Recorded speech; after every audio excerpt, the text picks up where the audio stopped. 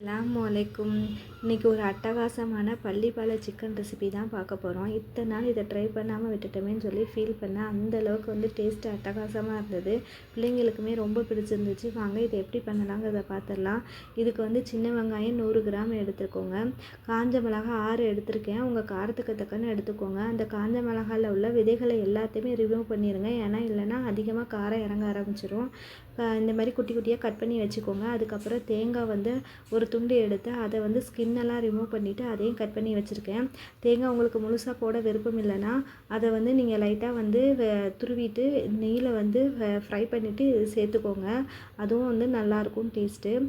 இதுக்கு என்னென்ன பொருள் வேணுங்கிறத ஸ்க்ரீனில் நான் மென்ஷன் பண்ணியிருக்கேன். நீங்கள் செக் பண்ணிக்கோங்க. கடாய் விட்டுட்டு 6 ஸ்பூன் நல்லெண்ணெய் விட்டுக்கோங்க. சோம்பு, ஜீரகம் இதெல்லாம் போட்டு தாளிச்சுக்கோங்க. அதுக்கப்புறம் காஞ்ச மிளகாய், நீங்கள் கட் பண்ணி வச்ச காஞ்ச மிளகாவை இதை சேர்த்துக்கோங்க. இது காஞ்ச மிளகாய் நல்லா ஆயிலில் ஃப்ரை ஆகணும். அப்போ தான் உங்களுக்கு அந்த அரோமா நல்லா இறங்கி டேஸ்ட்டு நல்லாயிருக்கும். அப்புறம் சின்ன வெங்காயம் போட்டுக்கோங்க.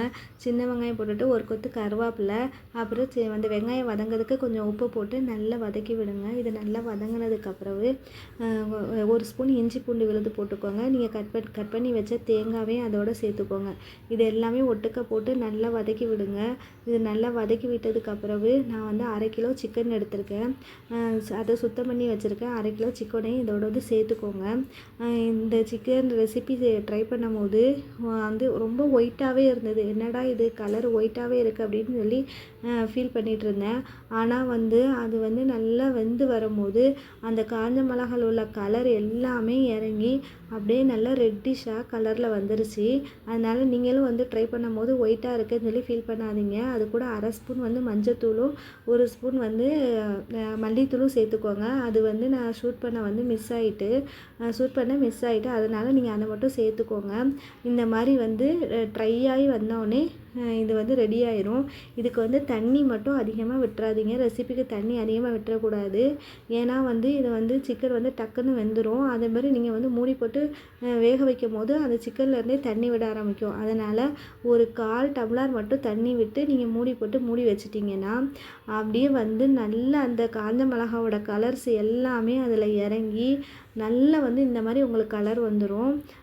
அந்த மாதிரி நல்லா ட்ரை ஆனதுக்கப்புறவு நீங்கள் இதில் மல்லி இலை தூவிட்டு ஆஃப் பண்ணிடுங்க. ஸ்டவ் ஆஃப் பண்ணிடுங்க. இது அவ்வளோ அட்டகாசமாக இருந்துச்சு. அது சின்ன வெங்காயம் நல்லெண்ணெய் 2 காம்பினேஷன் ஆகும்போது ரொம்ப டேஸ்ட்டாக இருக்கும். இந்த மாதிரி ரெசிபியை நீங்கள் ட்ரை பண்ணி பாருங்கள். அடுத்தடுத்து நீங்கள் என்னோடய சேனலை சப்ஸ்கிரைப் பண்ணிட்டீங்கன்னா வீடியோ வர்றதுக்கு உங்களுக்கு